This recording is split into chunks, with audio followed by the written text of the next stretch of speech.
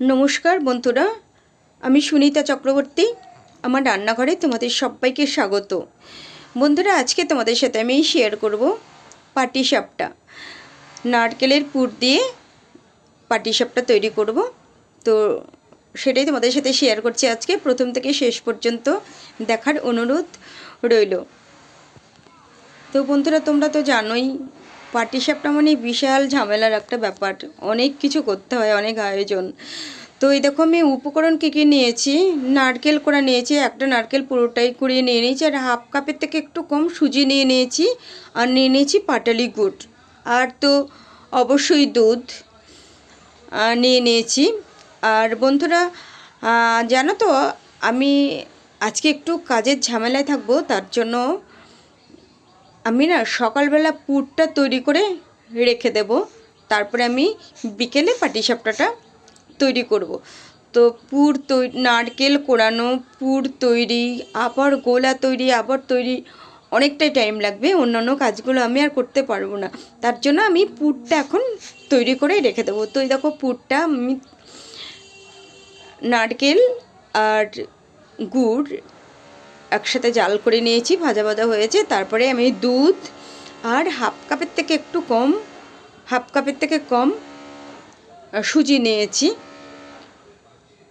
তারপরে পরিমাণ মতো একটু লবণ দিয়ে দিলাম। তাহলে এখানে নারকেল, গুড়, দুধ আর সুজি এই দিয়ে আমি পুরটা তৈরি করলাম।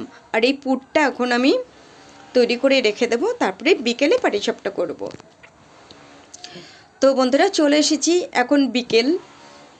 দেখো দুধ নিয়ে নিয়েছি, তারপরে যে পুরটা তৈরি করা আছে,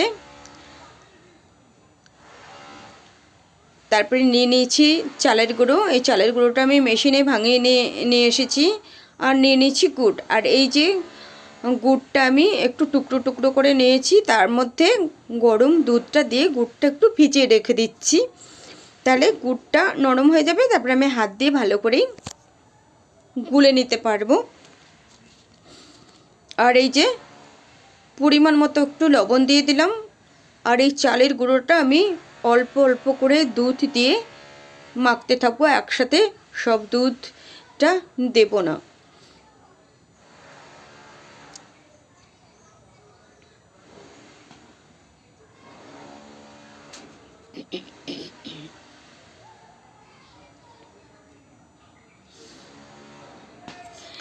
পাটিসাপটা পিঠেটা তৈরি করতে ঝামেলা নেই, কিন্তু এই যে গোলাটা তৈরি করা, পুর বানানো, এগুলোতেই অনেকটা টাইম লাগে, অনেকটা ঝামেলা। গোলাটা তৈরি করা হয়ে গেলে খুব সহজেই পিঠেটা তৈরি করা হয়ে যাবে।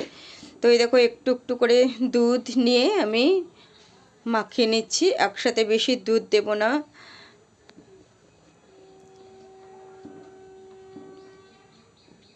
যত ভালো করে আমি এভাবে মাখাতে পারবো, পিঠেটা তত বেশি নরম হবে। এই যে গুড়টা হাত দিয়ে চেপে চেপে গুলে নিয়েছি। এই গুড়টার ভেতরে দুধ দিয়েছিলাম, তো তাই গুড়টা আমি একবারে দিলাম না, তাহলে পাতলা হয়ে যায় না কি হয়, সেজন্য গুড়টাও আমি একটু একটু করে ঢেলে নিয়ে গোলাটার মধ্যে দিয়ে নেড়ে চেড়ে নিচ্ছি। তো আস্তে আস্তে পুরোটাই গুড় আমি দিয়ে দিলাম। তারপরে আরও খানিকটা দুধ দিয়ে দিয়েছিলাম। এই দেখো এরকম হয়েছে, পাতলাও নয় ভারীও নয়। আমি আর এর মধ্যে একটু জল দিইনি, পুরোটাই দুধ। তারপরে দেখো তৈরি করে রেখে দিয়েছিলাম যে পুর, সেটা আমি এরকম লম্বা লম্বা করে তৈরি করে নেব একসাথে, তাহলে আমি পিঠেটা বানানোর সময় সুবিধা হবে, বারে বারে পুরো এইভাবে হাত লাগাতে হবে না। তো সব পুরগুলো আমি এভাবে রেডি করে নিলাম। তো এবার চলো বন্ধুরা দেখি কেমন হয়।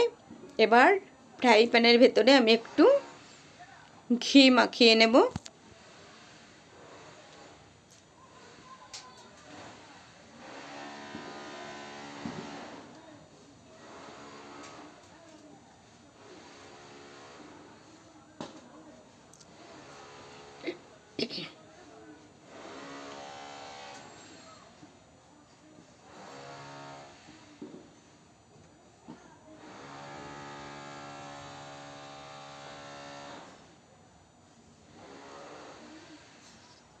তো একটা তৈরি করে নিলাম। এইভাবে পরপর সব পিঠেগুলো তৈরি করতে হবে। তো অনেকগুলোই পিঠে হবে, একটা একটা করে তৈরি করতে টাইমও অনেকটা লাগবে। কিন্তু সত্যি কথা বলতে কি বন্ধুরা, পাটিসাপটা পিঠে যখন খুব সুন্দরভাবে তৈরি করা যায়, উঠে যায় ফ্রাই প্যান থেকে, তখন তৈরি করতে খুবই ভালো লাগে। তখন আর কোনো বিরক্তি বোধ হয় না। তো এই দেখো বন্ধুরা, একটু কড়া ভাজা করব আমি, হালকা ভাজা করব না।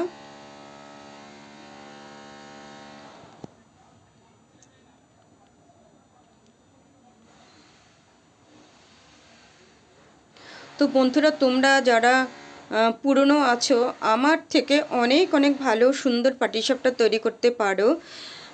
তাদের কথা আমি বলছি না, যারা নতুন, যারা কখনো করোনি, এইভাবে করবে। আর তোমরা কখনো অ্যালুমিনিয়াম কড়াই বা লোহার কড়াই এইগুলোতে ট্রাই করবে না। এই রকম ননস্টিকের ফ্রাই প্যান যেগুলো রয়েছে সেইগুলোতে করবে, ইজি উঠে যায়। মানে পাটিসাপটা অনেক সময় লোহার কড়াই বা অ্যালুমিনিয়ামের কড়াইতে করলে না অনেক ঝামেলা হয়, মানে উঠতে চায় না, খুব বিরক্তির ব্যাপার। তো এইগুলোতে করলে খুব ভালোভাবেই উঠে যায়। তো যাই হোক বন্ধুরা, সবগুলো পিঠে আমি তৈরি করে নিয়েছি। তোমাদের কেমন লাগলো আজকের এই পাটিসাপটা পিঠে তৈরি, অবশ্যই কমেন্টে জানিও। তোমাদের সুন্দর সুন্দর কমেন্টসের অপেক্ষায় রইলাম। আর তোমাদের যদি ভালো লাগে দেখে একটা লাইক করে দিও, আর বন্ধু হয়ে পাশে থেকো। অনেক অনেক ভালো থেকো, সুস্থ থেকো। দেখা হবে নেক্সট রেসিপি। Tata tata.